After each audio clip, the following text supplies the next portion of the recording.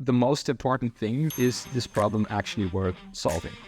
And if the problem is worth solving, most importantly, are people willing to pay for it? If people are willing to pay for it, then you can actually build it. Welcome to today's episode of How Startups Grow. With this podcast, we help founders launch and run a successful startup by giving them actionable insights that help them succeed. This podcast is brought to you by Perfomato, the startup marketing agency. This is How Startups Grow. So you've worked with over 50 startups in terms of growth and performance marketing. What's the difference between a startup that succeeds or fails?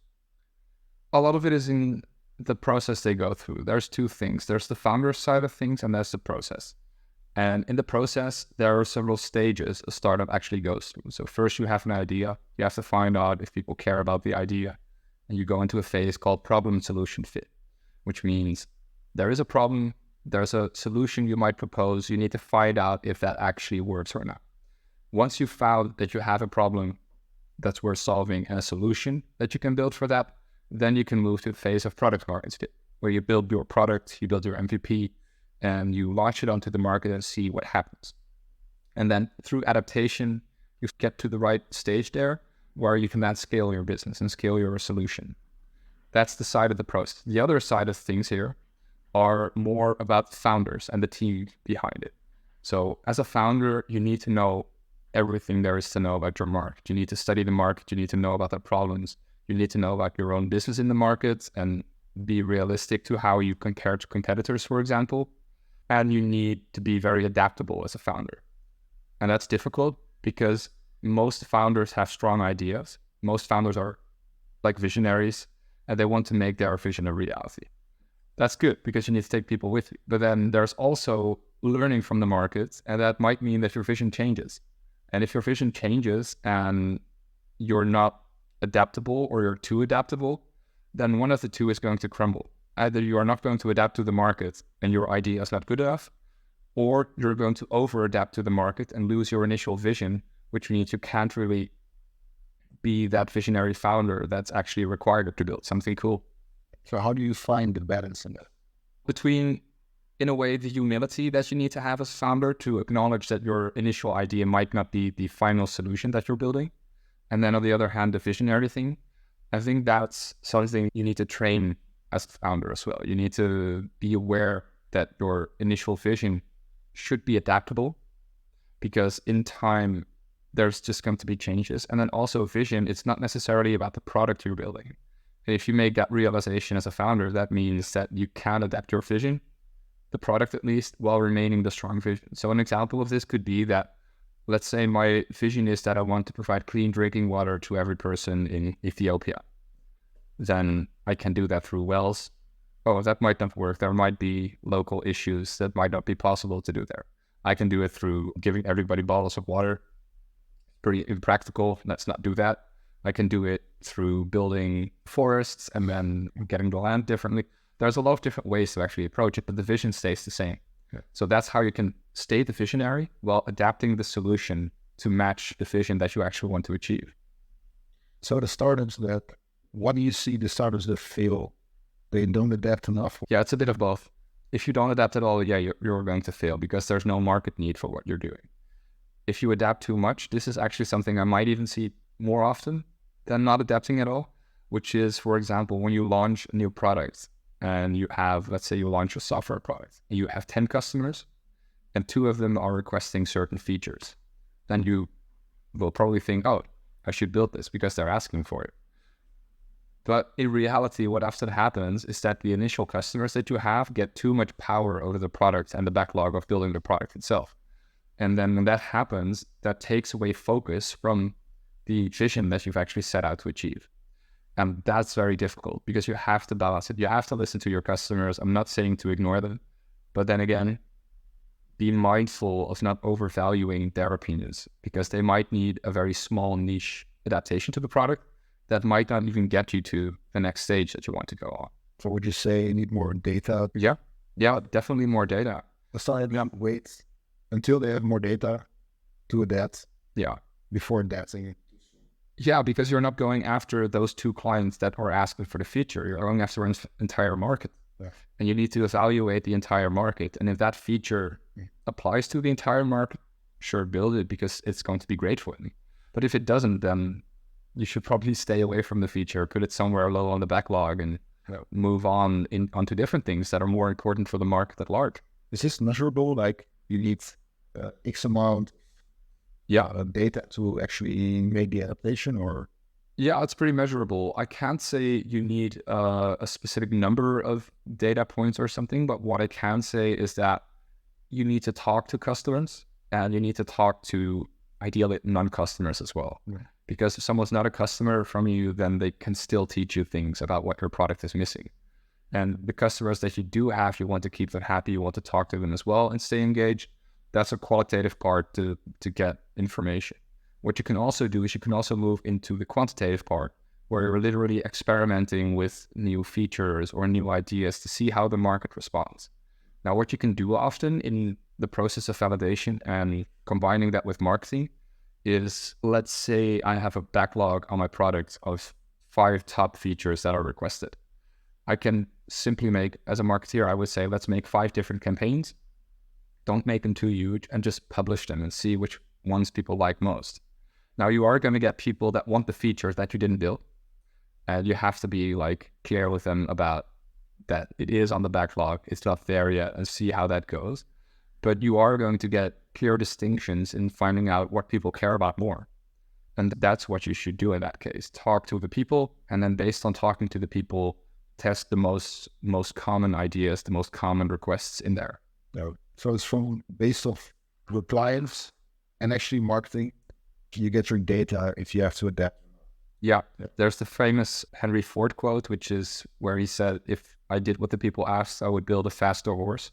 And that's, a lot of people get the point of it. Well, because it's not about him being the extreme visionary that just built something that nobody knew they wanted.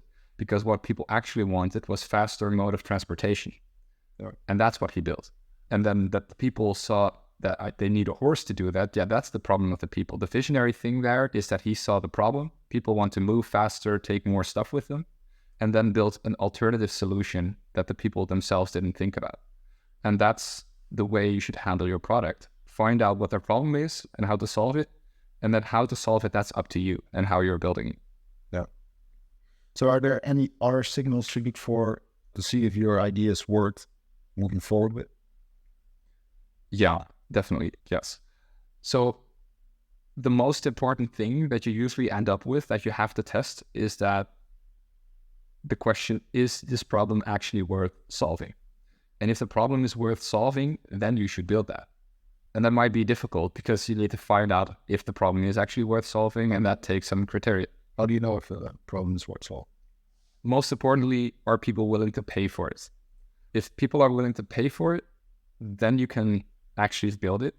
And that after that, there was another step that you require, and that's if people paid for it, will they actually use it and keep using it? That's in time, that's very important as well.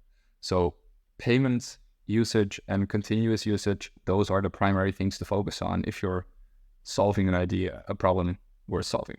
It actually goes back to what you said before. In terms of marketing, you can see by testing it. Yeah, and this is also what drives the business value of a startup, because business value means, it literally means that people are willing to pay you to do something. And then if the problem is worth solving, that's actually the thing that's worth the business in this case. Yeah. So problem worth solving, that's the primary thing for most startups to focus on, for every startup to focus on, I think. Okay. So let's say I have an idea. I think I want to move it into a startup. I want to start my own startup. Where do I begin? So I would first do a little bit of research. If the idea is something you're familiar with, then you can definitely use that to take the data you have on your own, or use your own network to talk to people. But the next step would be to talk to people. Ask them how they feel about the idea you have, what they think about it. If your idea is something that... And these are potential customers you speak with. It could be potential customers, yeah. And then from there, if the idea is actually worth something to them, they're going to be engaged with it. If they don't care about it, they're not going to care about it. Sometimes they lack the vision to know they care about it. That's harder to recognize, but that's a bigger topic for another time, I think. But in general, you need to find out if people care enough. Yeah. And if they do care, then there's actually one step as well that you need to take into account. Most founders have an idea for a product or for a service or something like that. But what you actually want to validate is not the products. What you want to validate is the pain points of the problem. Because your product might be suitable for solving a problem, but maybe their problem is something different. And then if you build a product for a problem nobody cares about, then you've wasted a lot of money, a lot of time on it. So first move to the problem, then reevaluate if your product idea was actually good enough or if you can do it in a cheaper, more efficient manner. Because in the end, efficiency is also going to win you a lot of points because execution is key in building a successful startup. That's where I would start. And then there's one more thing that I would also recommend. If you have a budget of even 100 euros or dollars, wherever you are, you can actually do some groundwork with advertising campaigns. So you can build a landing page yourself. You can use AI landing page builders to do it, change some text on there, add some images, and you have a page that basically describes your idea. Yeah. Then you go onto LinkedIn if you're doing business to business and you can reach your audience there, or Facebook or Instagram, whatever makes sense. Try to understand the basics of the advertising program you're working with and just publish an ad that leads people to the website and see if you can actually get signups, see if you can get website visits. And from there, you can also A/B test a lot with giving different versions of your ads, one that's focused on pain point A, pain point B, or positive outcome A and B, and everything like that. Then you can actually see if people also do what you think they would do. So I would always combine qualitative and quantitative data there. When I think I have a good idea to turn into a startup, you would advise me to already start a landing page and start running ads before I actually build the startup. Yes. Why? Yes. It's the reality check of people saying what they do, but not doing what they say, if that makes sense. So when you talk to people about an idea, you're going to find out that people in an interview, they're going to give you answers they think you want to hear a lot of the times. And then you might get a lot of fake data. But the actual proof that you can find is when people do something, because doing is so much stronger than saying. So I might say, a lot of people say this. I can say I care about, name any specific cause that you can think about. I do care about polar bears and stuff. And caring about it, then somebody from an organization might think, oh, he cares about polar bears. That doesn't mean I'm going to put my money into that. No. I might put my money into another charity. I might not even do any charity at all. But when you publish an ad and I say, I want to do this and I sign up for it, that's actual proof that I can use. And that's what you want to look for. Yeah, there's a very big difference for sure. Yeah. You can pitch your idea to someone. They think it's a good idea, but they will not buy it. Yeah, and it's exactly that. But you do want to talk to people, because if you don't talk to people, you can test anything you can ever think about. But the talk gives you direction, and the actual action that people take, that gives you the definite answer in the end. Yeah. Right.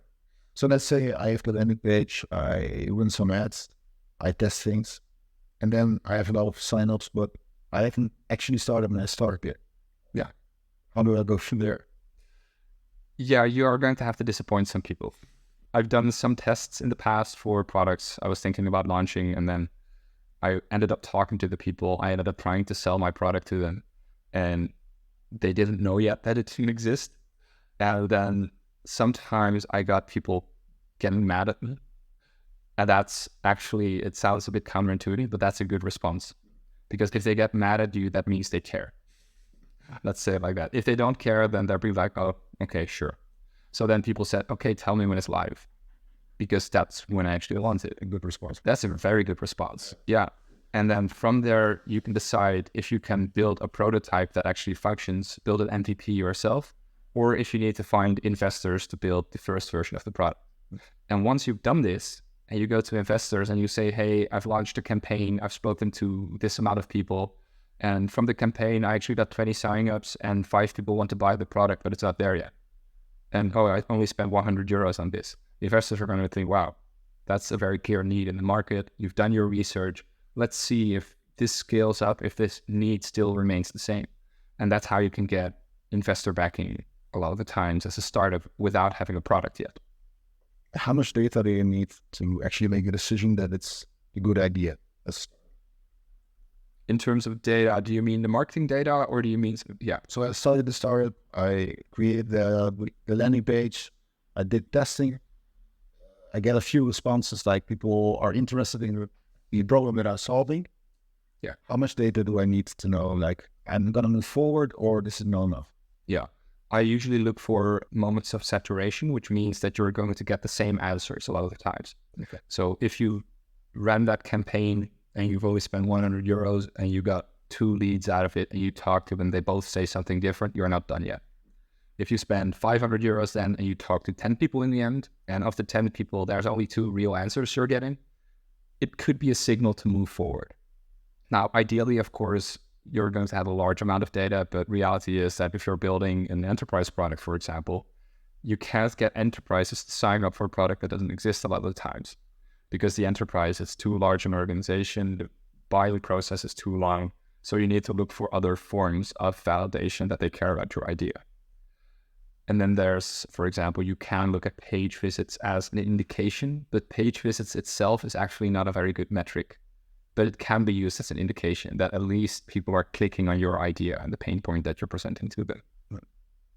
So my question here is, if I would do that, I start a landing page, I talk with a lot of people about the problem that I want to solve. I'm get afraid that they might steal my idea and run with it. Yeah. Is that something I should be concerned about? A lot of people are scared of this. Yeah, you shouldn't be scared of it because you're the person with that idea at that point. You don't have to tell them all the details. You will have talked to 50 people, whereas they would have only talked to you at that time. So you're way ahead of them already. Then other than that, most people are not entrepreneurs, so they're not going to do anything with it anyway. And then even if they do, you need to have the self-confidence that you can out-execute it. And that's a big thing. You do need a work ethic if you're building a business, of course. It's not easy, no. If it was, everyone would do it, and they don't do it. Yeah. So don't ask advice from... You can. A lot of entrepreneurs will still give you the answers, but then there's the good part that they already have a business. Yeah. And that's taking their attention. Yeah. So that leaves you open to spend 100% of your time on that, whereas they can maybe only spend 20% of their time on that. Yeah. So you're going to be better at execution. So in this initial part of testing, do I need like a big budget to test the good idea or? No, not really. I think you can... Earlier in the example, I said 100 euros, that's when you hit it immediately by chance. I would say anywhere up to 1,000 euros or dollars, you would be good to get the initial response from the market. And then from there, I would always recommend, if you can do it, to build an MVP yourself or with very, like maybe finding some freelancers that can help you with things you're not good at, and then seeing if people buy the MVP. And when they do, that's when you find investors and that's when you scale up. Okay. So first I tested the idea is worth it. Yeah. And if there's enough people interested in it. Yeah. And from that moment I can move forward finding investors. Or yeah, this is something. Yeah, that's it. And in these stages, there's something very interesting because first you talk to people to get an idea what concerns them. Then you propose a solution and see if they respond to that. And that's the problem solution literally.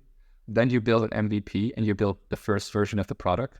And if people sign up for the MVP and they, even better, if they pay you to use the MVP, that's when you have the clear validation. And almost any investor, if spring market size is good enough and the numbers are good, they're going to love this, the fact that you've done this. It sounds oversimple. Let's say today I run some ads with my idea. Tomorrow I go to an investor, and if I have enough data, they'll just give me their money. It's not going like that, right? Of course, it takes more time. What are investors actually looking for? What kind of data is important for them? If you have it at this point, it's great to have, but so what they would look at is, for example, customer acquisition cost, customer lifetime value, your churn rate, your cost of operating, but you don't know that yet. Yeah. So there's different stages of investment you can go through. And this is what you would do for a pre-seed or a seed investment. And those type of investments are generally meant for you to build your product and launch it onto the market and get ready to scale it up to a large number of people. That's the type of investment you can get with this, because those type of investments are about problem solution fit and initial signals that something works. Then if you would move further than that, the Series A, B, C investors, everything from there, they're not looking for a company that's still validating their idea. They're looking for a company that has a validated idea that just needs a large amount of capital to scale quickly. So you're not going to get that. But you are going to potentially get, for example, the angel investors that invest in early stage investors, or the incubators that can take on early stage startups and help them launch their first product. And what is how long does it take for me? Like when I first started with an investor, how long would it take for me to actually acquire money to invest and start the whole process of starting a startup? Yeah, that's a hard question to answer because it depends on the investor and it depends on you as a business owner at that time. Some investors are going to be comfortable quickly with giving you the money that you need, and you might have it done in a month or two. But most of the times, investors want to do some extra due diligence. They want to take time to think about it. And then when they confirm that you will get the money from them, then you don't have it on your bank account or your business account the day after. That also takes time because they need to free up maybe even 200,000 euros or more to invest into your business. So generally, it takes some time. If you have done the validation stuff, you can probably get funding between 2 and 6 months from now. 2 or 6 months. Yeah, but you have to have the validation in place. Otherwise, it's going to have to take a lot longer. Yeah. The main reason as a founder, by the way, that you want the validation done, it's easier to get investors, but there's something else there as well, which is if you have an idea that you know works, you will get a much better deal with an investor. So you have to give up less equity than you would normally have to, and you can get larger sums of money to build something more complex if necessary. So that's a very important reason for you as a founder to do that yourself. Yeah.